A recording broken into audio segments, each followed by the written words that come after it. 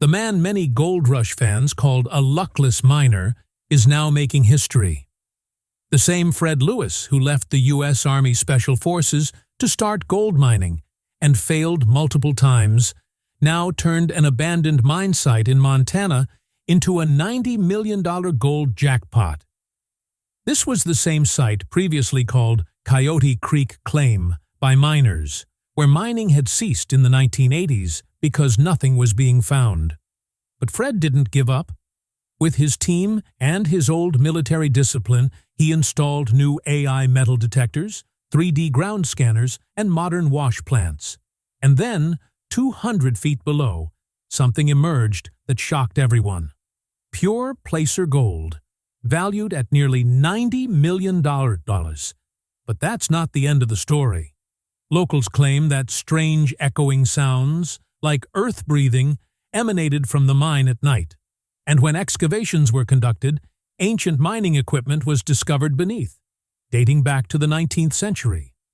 The question is, did Fred extract only gold, or did he also uncover an ancient underground network that had been hidden until now? Now, both Gold Rush fans and experts agree that this is the biggest moment of Fred's career, one that puts him on par with Parker Schnabel and Tony Beets. So, friends, get ready to witness the real footage of an abandoned mine yielding its greatest mysterious treasure. Like, comment, share, and don't forget to subscribe, because next time we'll feature the tunnel found beneath Fred Lewis's claim, which may have been an ancient miner's final discovery. Fred Lewis's name is no less than an inspiration in the world of Gold Rush today, but few people know that he was previously a soldier in the U.S. Army Special Forces. For years, he served his country, completing missions under difficult conditions and saving the lives of his team. But when he took off his uniform, the real struggle of life began. Adjusting to civilian life wasn't easy for him. He felt a sense of emptiness within. And then he said to himself, "I have to do something that will give me purpose again." This thought led him into the world of gold mining. Initially, no one believed in him. He had no large funds or significant experience. He only had passion, and that became his greatest strength. In the early seasons of the Gold Rush show, Fred failed repeatedly. Sometimes the machine would break down, sometimes the land would prove unusable, and sometimes the team would leave. People on the internet began calling him the unlucky miner. But Fred didn't give up. After each failure, he realized his mistake and plunged back into the same mud the next day. For him, it wasn't just about extracting gold, but a battle to prove himself. At times, it felt like everything was lost, all his money and hope. But his military training had taught him that retreat didn't mean defeat. It meant re-strategizing. And that's exactly what Fred did. He reassembled his team, invested in technology, and changed old thinking. Today, the same Fred Lewis, once ridiculed, is in the headlines, having extracted $90 million worth of gold from that abandoned mine. His story isn't just about treasure, but about patience and faith. He showed the world that with determination, gold can be extracted even from the soil. This passion sets him apart from everyone else, a true soldier who has now won a battle on land as well. Nestled among the mountains of Montana, the Coyote Creek Mine was once a great name for hope. In the late 1970s, hundreds of workers worked here, and it was said that the valley's soil contained the Earth's gold. But as the years passed, the amount of gold dwindled. The machines continued to run, but nothing yielded results. By 1985, the situation became so dire that the company shut down operations. Old records show that barely a few ounces of gold were extracted from the entire site in the last few months. Gradually, the site became deserted, leaving behind only broken trucks, rusted machinery, and unfinished tunnels. People began to say that the Coyote Creek Mine was finished. Old miners would often remark in bars, "We dug everything there, but there's nothing left." Many believed that the depths of the mine were flooded and even dangerous to enter. No one ventured there after 1990. Even children in the surrounding village were taught, "Don't go near that place." Because of strange incidents, 2 workers had disappeared without a trace, and some reported hearing voices inside the tunnel at night, like whispers. Over time, Coyote Creek seemed to have been swallowed by the earth.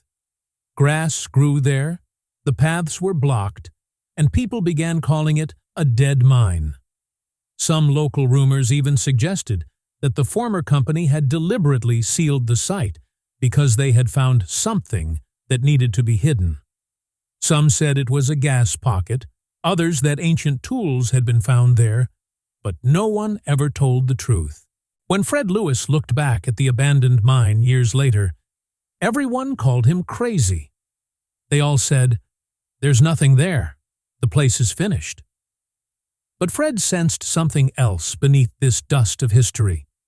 He said, "Where everyone sees the end, that's where I'll start." And that thought later led to the transformation of the place into a $90 million gold mine. When Fred Lewis first decided to restart the Coyote Creek Mine, everyone called him crazy. Resuming work in a place no one had visited for 40 years was nothing short of a risk. But Fred believed that if he truly wanted to change his fortunes, he had to do what no one else dared. He had neither much money nor a major investor. A loan from a bank was difficult to obtain, and even the one he did get came at a risk. But Fred said, "Even if I fail, I'll fail by trying my hardest." There was fear within the team as well. Some believed there was only old soil and rock. Others said going there was a waste of time. Even his own crew members said, "Fred, you're wasting your last savings." But Fred held a strange conviction, as if the earth itself was calling him. He had promised his family that this would be his last attempt. "If this doesn't work, I'll quit." His wife, Kara, and the rest of the family feared he would break down again, just like he had before. But this time, Fred was calmer and more confident. He recalled his old army training, how to never lose courage, even in difficult missions. It said, "Danger ends only when one stops being afraid." With that thought in mind, he stepped into the abandoned mine. As Fred stood amidst the cold air, silence, and broken machinery, his eyes held only one thing: determination. In that moment, he didn't care what people would say. He simply wanted to prove that the world offers second chances. All it took was the courage to seize them. When the camera rolled and Fred removed the first layer of soil, it felt as if he were erasing all the failures of his past. This decision was the biggest risk of his life, and that risk would later turn into a $90 million gold jackpot. Fred Lewis knew that if he wanted to revive the Coyote Creek Mine, old methods would no longer work. Old-school miners searched for gold with shovels and pans, but Fred thought, "It's time to use technology." He equipped the entire mining setup with modern tools. First came a 3D ground scanner, which converted the layers of the ground into a digital map. This allowed him to clearly see areas with high mineral density and where the soil was bare. Instead of the old maps, he now had a live digital map that recorded every movement.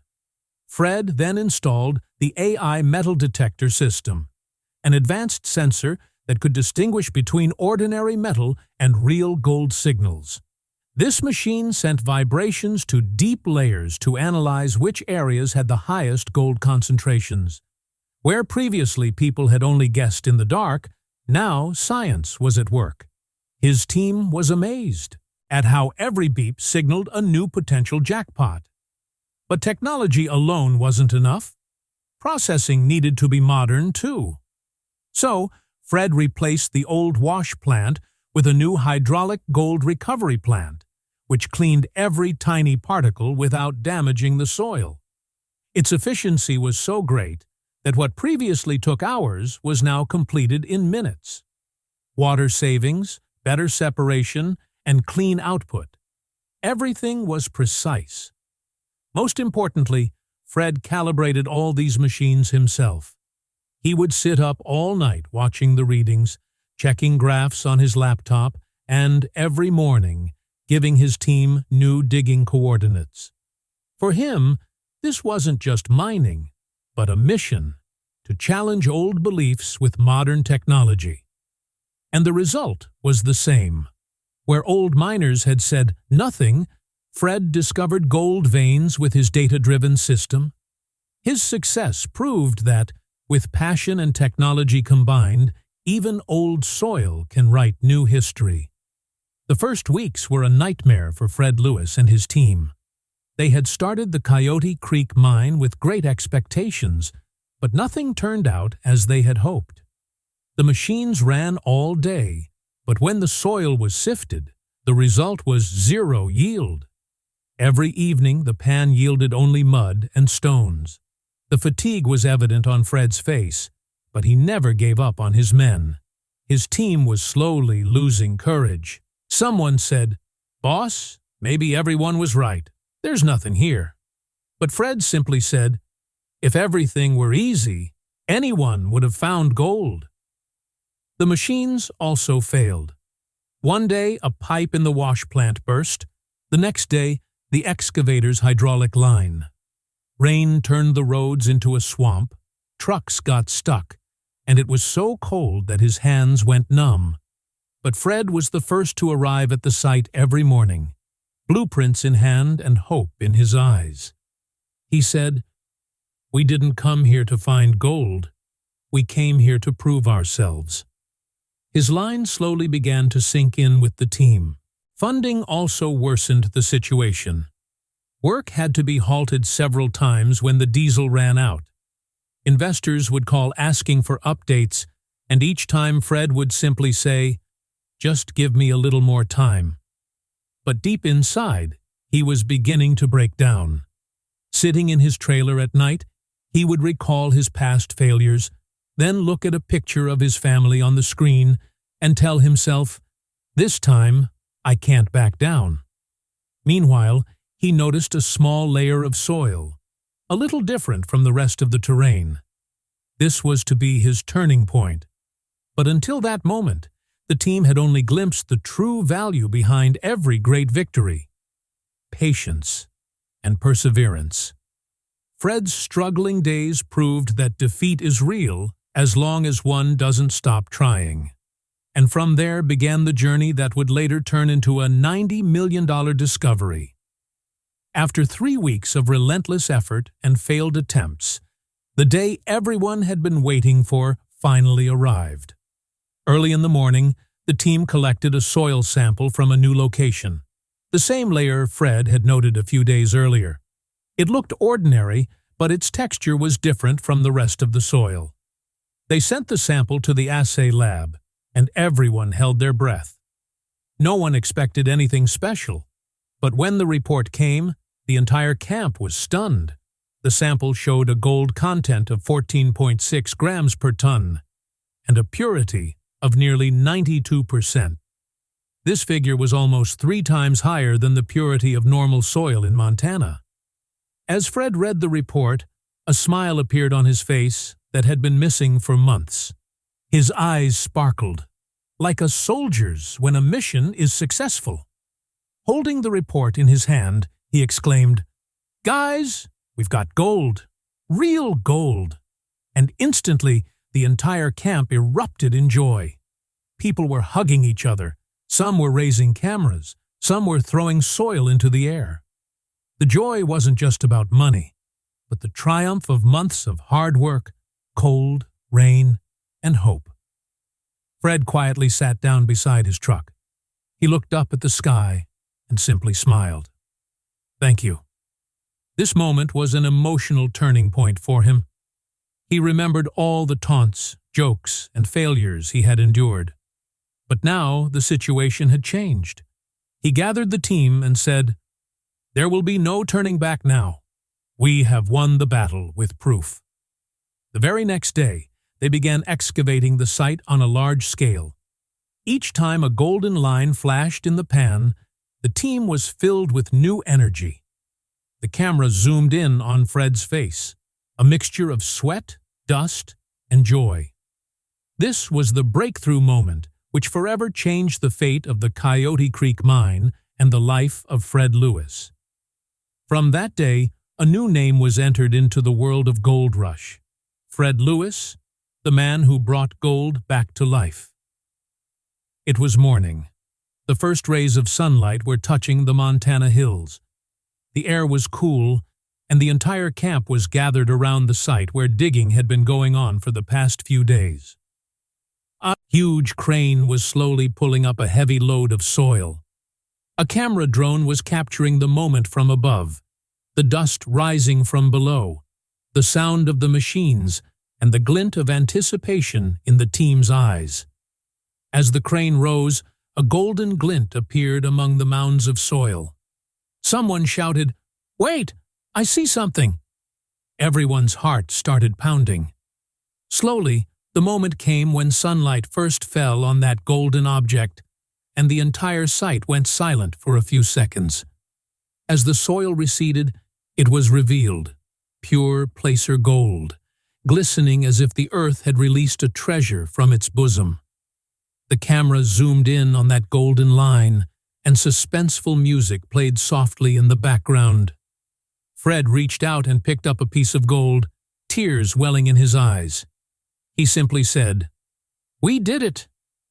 According to lab reports, that week's excavation yielded approximately 27,000 ounces of gold, a market value of approximately $90 million. This wasn't just a discovery. It was history repeating itself. Old miners who once said, "This mine is finished," probably couldn't believe their eyes today. At that moment, every camera was on Fred and his team, some laughing, some crying, and some simply pounding the soil, soaking up the moment. The drone shot pans up, the glint of gold below, and the joy all around. Fred stands with his team, covered in dust, but with his head held high. The satisfaction on his face is beyond words. He proved that where everyone sees an end, there can be a new beginning. This wasn't just a $90 million victory. It was the victory of a soldier who, by extracting history from the soil, amazed the world once again. When this significant discovery was made, the world was abuzz with questions. Did Fred Lewis really find $90 million worth of gold? Or is this just a gold rush story? But Fred stated clearly, "I have proof, and we're not afraid to show it." That same week, the team sent all the samples to a government-accredited assay laboratory in Helena, Montana.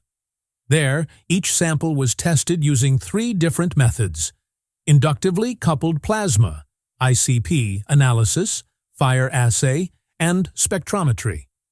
The report clearly stated that the Coyote Creek soil contained a gold concentration of 14 to 17 grams per ton, and an average purity of 91.8% to 93.4%.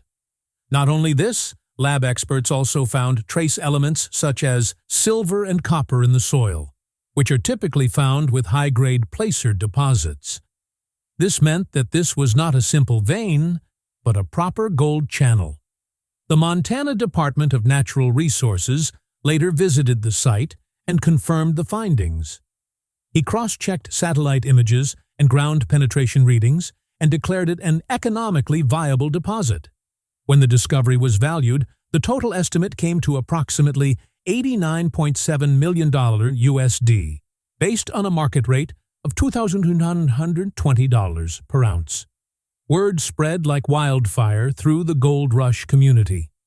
Even Parker Schnabel and Tony Beets said in interviews, Fred accomplished what seemed impossible. From that day on, no one doubted that this discovery was not just a story, but a documented fact. Fred showed every report, every assay card, and every sample on camera. He said, "Results, not rumors, speak for themselves. Local newspapers also confirmed it. The Montana Mining Journal wrote on its front page, "Abandoned Coyote Creek Mine produces multi-million-dollar gold yield after 40 years." Several independent experts also claimed that this was the largest verified discovery in the past 2 decades. All this elevated Fred's credibility to a new level.